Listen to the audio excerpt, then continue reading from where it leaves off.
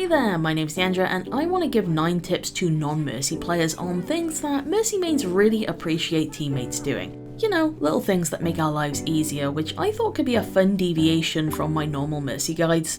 So without further ado, let's get right into it. Number 1, very simple and basic, but taxi your Mercy back from spawn when possible. Mercy mains really love it when their teammates hold up to give them a fly path to get back faster. Now obviously be careful about doing this in the middle of a fight, because if you leave it, your team may be down an extra person alongside Mercy, so take this risk into consideration. However, if you are a character that can naturally position on the outskirts of fights, your Mercy will be very happy. Number 2, when you're getting close to having ult ready, let's say 85 to 90% and above, it can be worth using the ult status command. This information is really useful to your team in general, but also Mercy specifically. Because her damage boost grants the receiver extra ult charge, a lot of Mercy players will see that command in chat and think, oh, maybe I should give this person a bit of blue beam priority so they hit the finish line a tiny bit faster. Plus, Mercy might want to pocket her teammate through their ult, but may need a moment to reposition. Number 3, when making voice callouts asking for help, try to mention the name of the character you are playing. So for example, instead of saying help me, say help Hanzo or Hanzo needs healing. This is something that is super easy to forget to do, but it really goes a long way because chances are your rando teammates won't immediately associate your voice with the hero you're playing.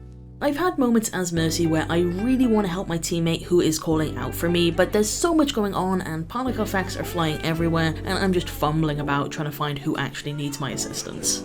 Number 4, if you find yourself in a bad position, you know, maybe pushed too far ahead of your team or something, and there seems to be next to no chance of getting out alive, do what you can to back off and get near a corner or piece of terrain. Mercy doesn't get many opportunities to res in 5v5, but props that can be used for cover increase her chances really nicely. Let's say for example Roadhog drops here, Mercy probably can't go for that. However, if he drops here instead, she might be able to get it using these props. If you are playing a hero with mobility like Cassidy or Genji, and there is truly no hope for you, like your mobility wouldn't be used better elsewhere, using your kit to make distance can really make a difference.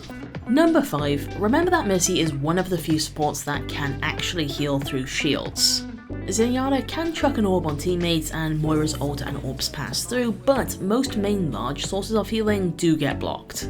Now, I'm not saying you should never walk past or enter an enemy shield, especially as a tank. Making space for your team and forcing enemies back is an incredibly important part of a fight. That being said, healing blockage is such a crucial thing to keep in mind when doing so, especially if the other support is someone like Ana and pretty far behind. When you walk through shields, you may be left with just Mercy's healing, or not even that if she's flanking with DPS, so being able to moderate aggression accordingly and knowing when to briefly back up will be really beneficial.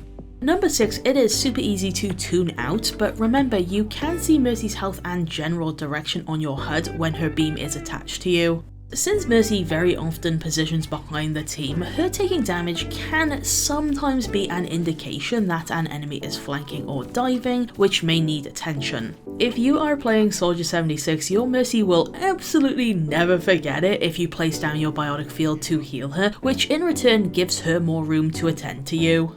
Number 7, this one is pretty risky, but sometimes body blocking for your Mercy can be really helpful. When she goes for a resurrect, if the tank doesn't have any shields or cooldowns ready, sometimes just standing between Mercy and potential danger can make all the difference. Keep in mind, Mercy's only self-healing is the support passive, and when she's in danger, she'll usually use her movement to try and avoid danger long enough for it to kick in rather than fighting back. So if you can stop Mercy from taking damage for say half a second, even that helps a lot, especially since she'll probably be beaming you. Remember, when Mercy pockets you, you have a 2-for-1 advantage against enemies on their own.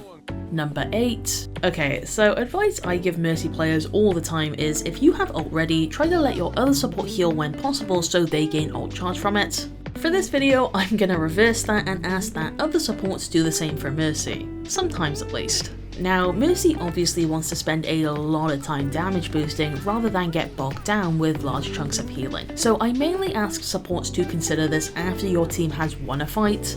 You know, check the scoreboard, see if Mercy has ult, and if not, maybe let her top the tank up. And last of all, number 9. don't feel obligated or pressured to play Pharah or other complementary heroes if you are not comfortable playing them just because your support picks Mercy. She can be pretty flexible in mid to low ranks and probably work around the team. Recently I was doing this VOD review where Pharah wanted Mercy to just permanently pocket them so they could flank together, but Pharah wasn't really hitting any shots. The enemy team was able to just almost ignore them and push the rest of Mercy's team, who were basically playing a 3v5. And there we go, that's all from me this time. Thank you so much for watching, feel free to like, comment, subscribe, and have a nice day.